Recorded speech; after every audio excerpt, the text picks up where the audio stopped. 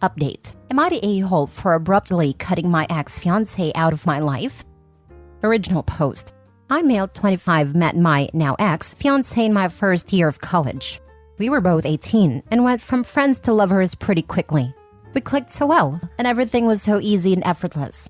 We had a really good relationship. It's the kind of relationship that everyone wishes they were in. The kind of relationship that people idolized and said, if those two broke up, then love doesn't exist. You get the picture. For the purpose of this post, let's call my ex Ashley. Ashley was everything I was looking for in a woman. Funny, smart, attractive, down-to-earth, and family-oriented. She wanted to build a life together.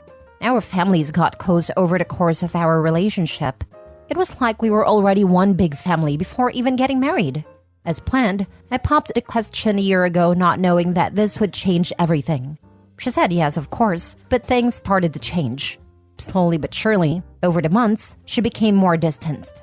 I tried to ignore it and chalked it up to nervousness. You know, cold feet before taking the big marriage plunge. I should have trusted my instincts. She always went out with her group of friends on the weekends. I've been on these outings before. Usually it's clubbing and drinking. It's not my scene, but I trusted my girl, so I had no problem with her going without me. These outings became much more frequent after I popped the question. I tried to ignore my gut feeling that something was wrong about this. I should have listened. Last week, I got a text from one of her girlfriends. She said she feels super guilty about what's been going on. According to her, Ashley has been worried about getting married. She feels that she hasn't had a chance to explore other options, and the prospect of getting locked down for life made her really anxious. At these outings, she will frequently flirt with guys, dance with them, grind on them, make out with them to get it out of her system. Since she wasn't sleeping with them, she didn't consider it cheating. According to the friend, she also went down on a guy in the club bathroom. She sent me pictures and videos from some of those escapades. My heart sank. I felt like I died that day. I thanked the friend for telling me and told her to keep it between us. For me, any form of cheating is a big no-no. I knew it was over. What makes this worse is that I have a past with cheating. She knows about my high school ex who cheated on me, and being a stupid teenager, I tried to end it all. This just makes this whole situation cut even deeper. She knows how much hurt she could cause, and still went ahead with it. I wanted to crawl into bed and cry for a month. I wanted to be weak. I felt weak. But I decided I would give myself the chance to mourn and cry over this after I protect myself. Me and my fiancé share an apartment that we both pay rent for 50-50. I decided to take 2 days off work and covertly started to move my things out to my brother's house across the city. He knows about everything and immediately offered his place to me. The first day I moved non-essential items out. When Ashley got back from work, she made a comment about it, but I brushed it off by saying I sold some stuff and took some more stuff to a storage unit to tidy and clear space up in our apartment. She didn't question it. I was furious on the inside about everything that I found out about, but kept cool to avoid suspicion. She noticed I was a bit withdrawn, but I told her I was just tired and stressed from work. The second day, while she was at work, my brother and his wife came over to help me pack everything else, and I was fully moved out by 3 p.m. that day. Since then, I have avoided every single form of communication sent by my ex. I have completely cut her off. I refuse to talk to her or her family. I don't even want to confront her about what happened. She came home that day and saw everything was gone. She texted all my friends and family who in turn texted me, but I only responded to my parents, who are fully behind me in my decision. Her family and friends are blowing up my phone and saying that I'm an a-hole for leaving without a word. They've even been blasting me on social media. I don't really care. She knows what she did. To me, she is dead. She doesn't exist. Because of all this backlash, my brother and his wife are now also questioning if it was right of me to completely ignore everyone. This has caused me to doubt myself a bit, so here I am. Am I the a-hole? Now for the top comments before reading the updates. Not the a-hole. She knows what she did. You might want to tell everyone so they get off your back. I wouldn't go into details. She cheated. She's not telling anyone. OP doesn't want to be harassed. Please give space. OP is trying to just ghost her. That was really stupid. Even if he's trying to be non-confrontational. He should have dumped her, requested she stick to the truth when discussing with mutual friends as he has evidence, but obviously she can be vague. If he completely turtles and disappears, she will try to write a narrative where OP is the villain and will have time to spread her version. OP deserves his engagement ring back and his share of the deposit on the apartment. Not the a-hole. Fiancé going down on random dudes in bathrooms? Nah, dump and block is the only thing to do. I also vote to send her parents the evidence of her cheating and to just tell others she cheated. No, WTF. The parents and siblings didn't do anything wrong, and it's pretty messed up to subject them to seeing an image or video of their child they may never wish to have seen. Verbally letting them know that their child had been unfaithful is fine. There is zero need to post the proof to everyone. Pretty messed up thing to do, and her actions do not justify that. Send her one message. Tell your family to back off and leave me alone. You know what you did. And unless you want me to send them all proof of what a lying, cheating POS you are, you will tell them to back off. Then block her. Why warn? Just do it and grab popcorn. Mini update. An overwhelming amount of people have convinced me to reach out to her parents and give them an explanation to clear my name. I will update when I get a chance tomorrow. Thank you for the responses. Now for the full update. After an overwhelming amount of people screamed at me in the comments to speak out, I decided to break my silence. I didn't want to make this whole thing public. Despite what she did, some part of me still cares for her. I was with her for 6 years. You can't just throw that away overnight. I came to the conclusion that the right thing to do was to talk to her parents. Only her family needed to know. Everyone else can have whatever opinion they want of me. I don't care. The people who truly know me and are close to me are the only ones I care about. I sent a detailed message of what happened to my closest friends and family. All of them, of course, believed me right away. No pictures needed. I didn't feel like it was necessary or appropriate to spread those pictures of her, so I didn't. Now that the people I cared about were sorted, I moved on to her parents. I messaged her mom, who, by the way, I had gotten so close to I considered her the second mom, and she considered me a son. She was very upset with me, but agreed to meet up.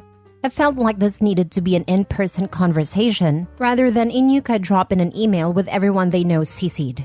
I met her mom and her dad at a diner we used to frequent for breakfast. I know, so cliché. It was quite emotional. They were understandably upset. They didn't do anything wrong, and I cut them out of my life like nothing happened. I understood why they were upset, so when they were confronting me, I was very quiet, just listening, letting them get it all out. I admit I was tearing up with them. That is, until they accused me of some things. It's been a whole week since all of this went down. In that week, a lot happened.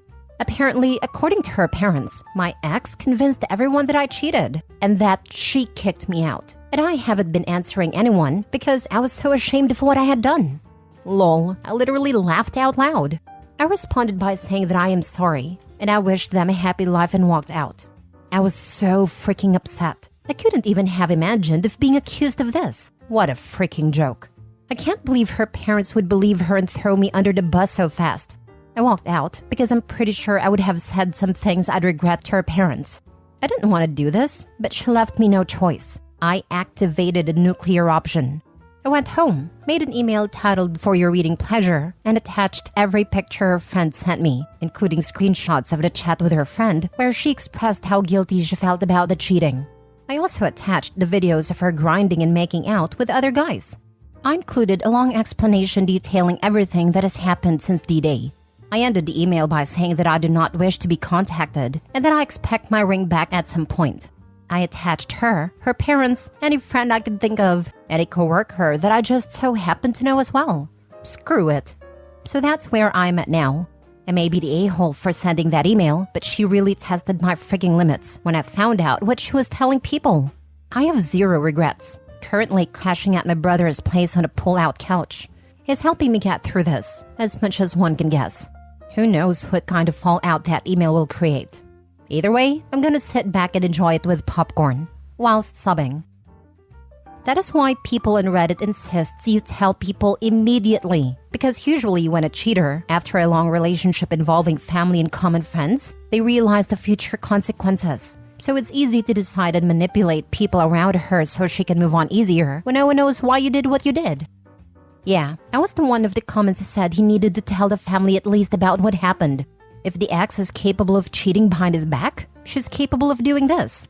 Though I suggest putting screenshots of the messages and snippets before the act. I'm not surprised her parents chose the ex. That's their daughter. Regardless who came first, there's a chance they'll pick her side. Now, this is kind of confusing because OP said everyone were calling him an a-hole for just moving out all of a sudden. And now the ex is saying she kicked him out? My reading comprehension skills may be off, but I'm just confused why they'd be calling him an a-hole for moving out without a word, if they knew that she kicked him out. Unless she told them much later on, which should have raised suspicions. I'm thinking they're mad at him for moving out because they think he gave up and didn't apologize according to them. Wholeheartedly, I feel that you did the right thing with this. Pulling nonsense like this is never okay, and trying to throw you under the bus should always come with consequences. My heart goes out to you, OP. She is their daughter after all, and they did try to contact you. I recognize why they reached out and why they believe their daughter. Still, OP and even his brother and wife were getting harassed by people he chose to cut out. OP seemed to not want to stir the pot and chose to just leave the situation because he didn't want anything to do with it anymore. But his ex throwing him under the bus, lying and ruining his reputation, leading to him getting harassed for an extended period of time by multiple people, even to the point where his family is getting harassed, isn't okay. Last story. Am I the a-hole for refusing to help with my child? Years ago, when I was a freshman in college, I got my then-girlfriend pregnant accidentally. Typically, we used a combination of the pill and rubbers, but that night we decided to go without, and unfortunately, her hormonal birth control failed. She didn't realize she was pregnant until it was too late for Plan B. I assumed there would be a termination as we had discussed the possibility of exactly this scenario before in our relationship, and both agreed at a time it would be what we wanted.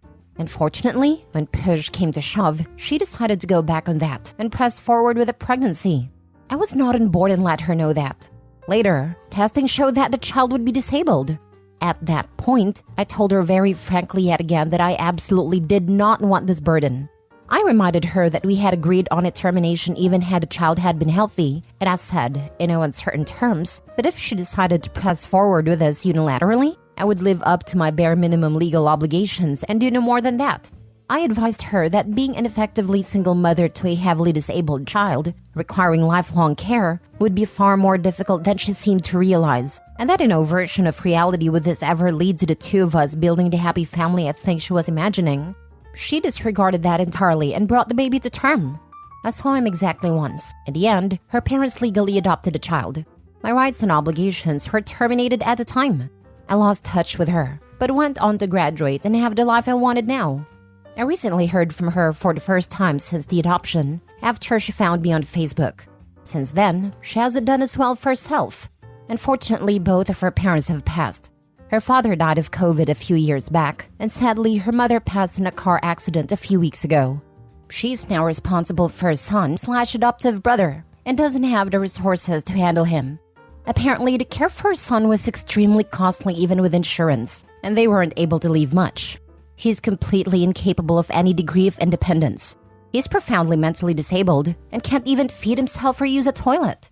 I told her that I would not be getting involved under any circumstances, advised her to look into any government assistance or charity that her parents may have overlooked, and to see if having him put in some kind of facility would be feasible. I was very firm about her not contacting me again, and I blocked her. My wife agrees with me wholeheartedly about not burdening ourselves with this, but she suggested we might have an ethical obligation to send some money to help with the situation. I disagree, and I'm afraid that giving anything at all will be like feeding seagulls. I want nothing to do with it at all.